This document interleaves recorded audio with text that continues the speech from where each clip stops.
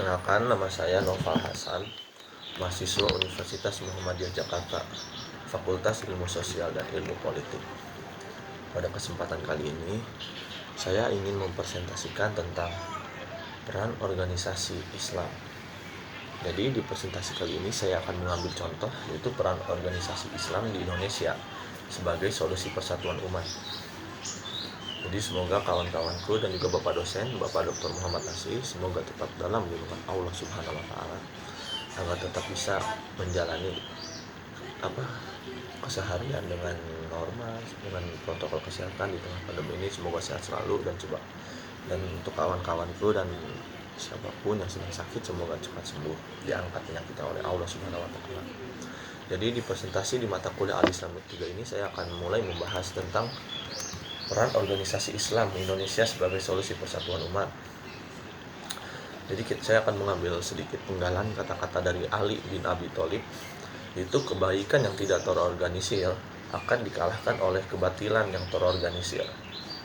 Karena kezoliman akan terus ada, bukan karena banyaknya orang-orang jahat, tetapi karena diamnya orang-orang baik. Jadi Islam adalah agama rahmatan lil alamin yang menjunjung tinggi nilai kasih sayang. Kasih sayang ini tujuannya tidak lain adalah untuk menciptakan kehidupan harmonis di antara manusia, termasuk menciptakan kehidupan harmonis di Indonesia. Karena pada realitanya saat ini banyak isu-isu negatif yang seolah-olah memojokkan Islam, seperti Islam teroris, pertikaian antara Sunni dan Syiah, dan juga Ahmadiyah, intoleransi, serta konflik antar aliran yang berbeda paham. Padahal Islam ada di garda paling depan dalam persatuan bangsa Indonesia. Bahkan para pejuang NKRI adalah mayoritas beragama Islam pula.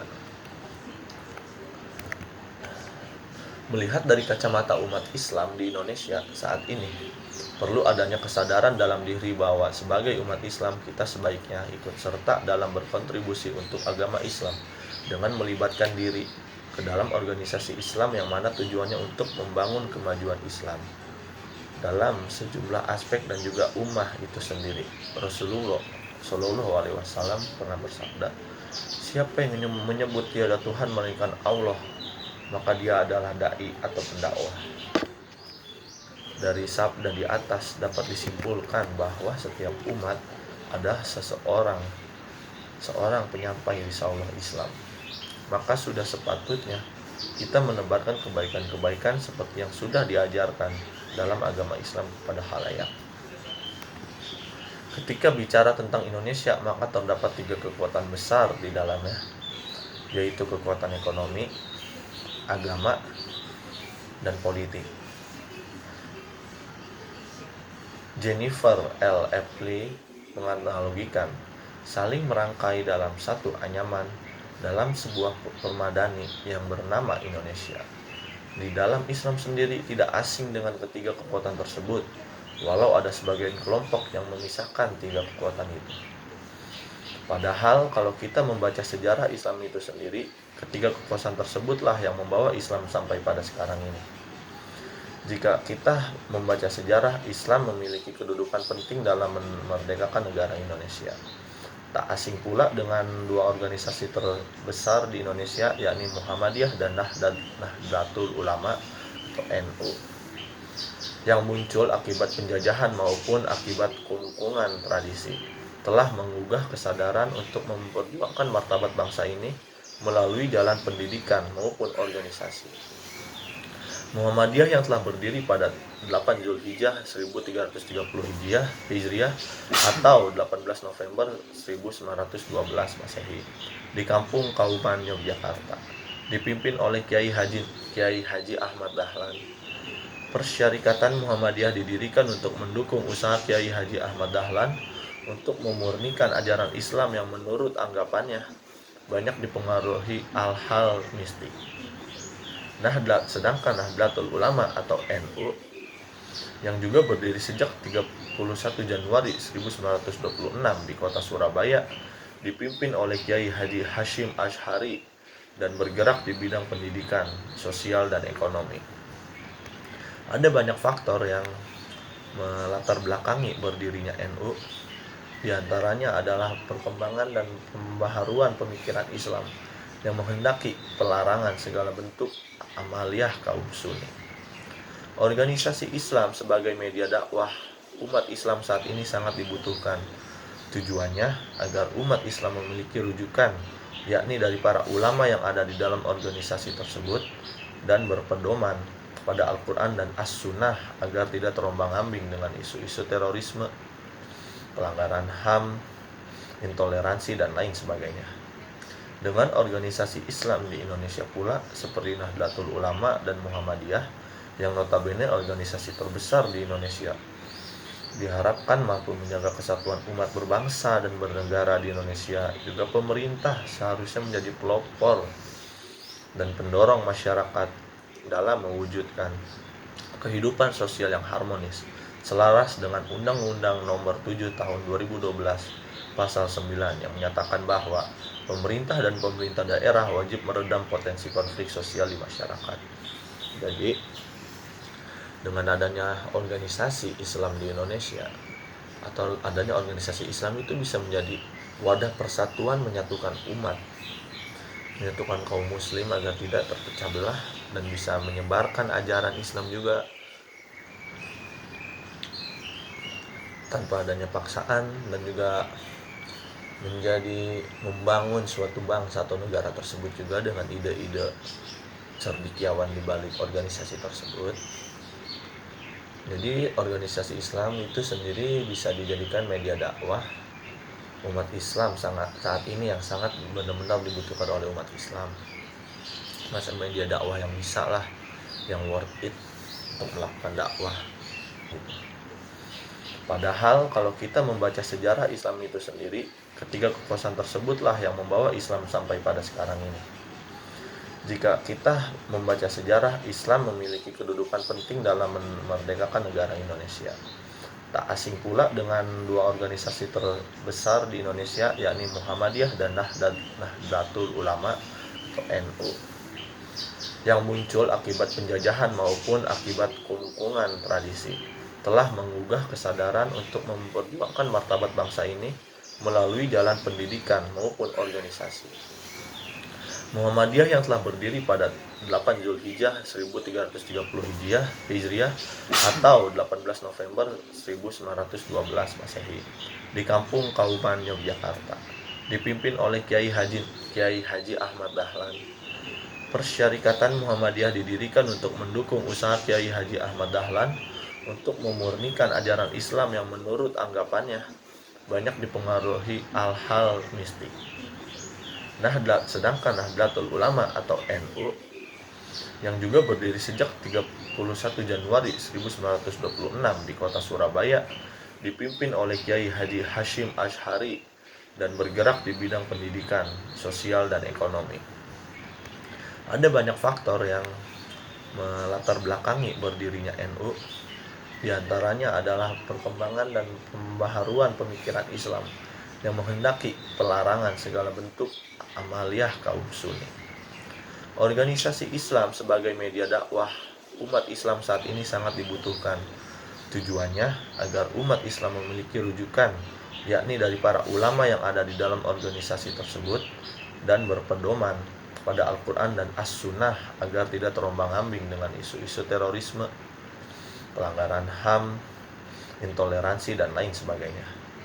Dengan organisasi Islam di Indonesia pula seperti Nahdlatul Ulama dan Muhammadiyah yang notabene organisasi terbesar di Indonesia, diharapkan mampu menjaga kesatuan umat berbangsa dan bernegara di Indonesia. Juga pemerintah seharusnya menjadi pelopor dan pendorong masyarakat dalam mewujudkan kehidupan sosial yang harmonis selaras dengan Undang-Undang Nomor 7 Tahun 2012 Pasal 9 yang menyatakan bahwa pemerintah dan pemerintah ada di garda paling depan dalam persatuan bangsa Indonesia.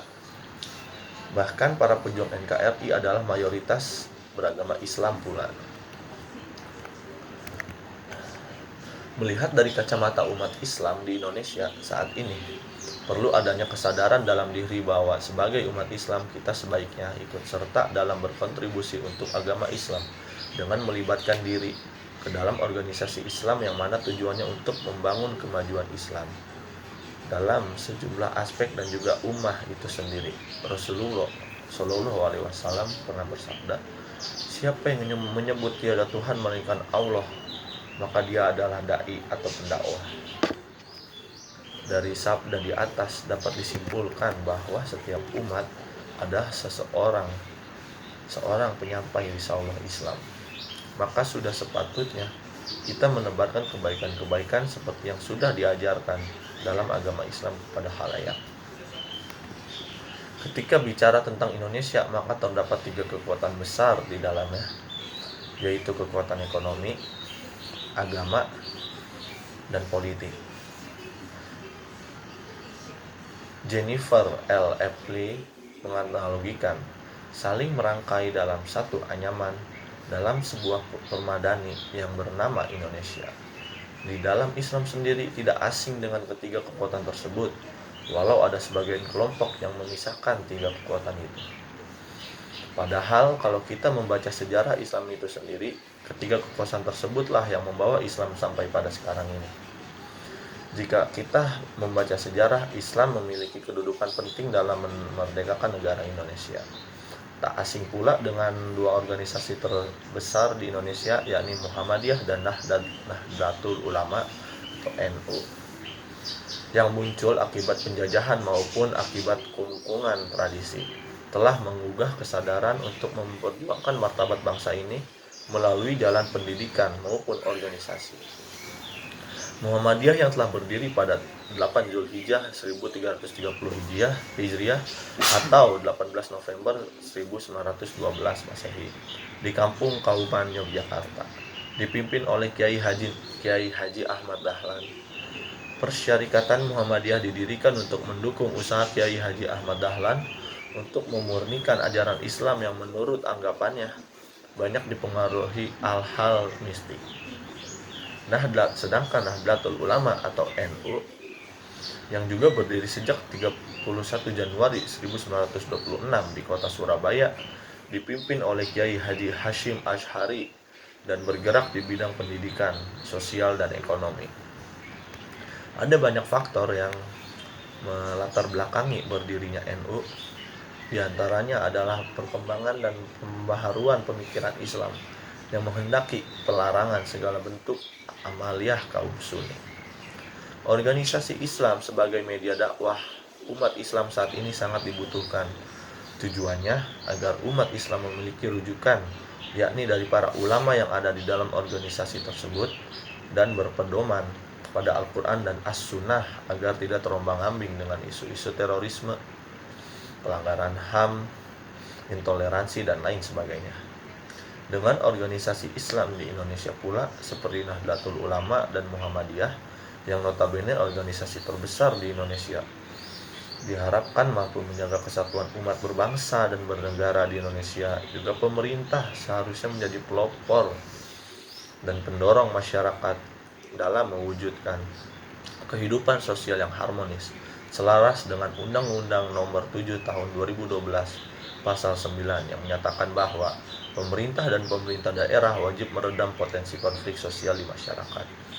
Jadi, dengan adanya organisasi Islam di Indonesia atau adanya organisasi Islam itu bisa menjadi wadah persatuan, menyatukan umat, menyatukan kaum muslim agar tidak terpecah belah dan bisa menyebarkan ajaran Islam juga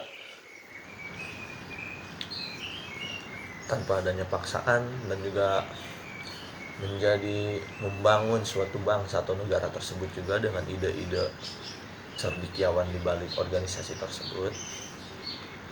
Jadi organisasi Islam itu sendiri bisa dijadikan media dakwah umat Islam saat ini yang sangat benar-benar dibutuhkan oleh umat Islam. Masa media dakwah yang bisa lah, yang worth it untuk melakukan dakwah. Jadi itu sekian presentasi dari saya tentang peran organisasi dalam Islam atau organisasi dalam Islam. Jadi saya mengambil temanya tentang peran organisasi Islam di Indonesia sebagai penyatuan umat. Oke, terima kasih kawan-kawanku yang sudah menyimak dan Bapak dosen saya, Bapak Dr. Muhammad Asif yang telah memberikan tugas ini. Semoga kalian semua serta dalam lindungan Allah Subhanahu wa taala, diberikan kesehatan dan diberikan kesembuhan untuk yang sedang sakit. Oke, terima kasih. Kurangnya mohon maaf segala salah perkataan atau bagaimanapun, karena kita tidak luput dari salah. Oke, terima kasih. Saya pamit. Wassalamualaikum warahmatullahi wabarakatuh.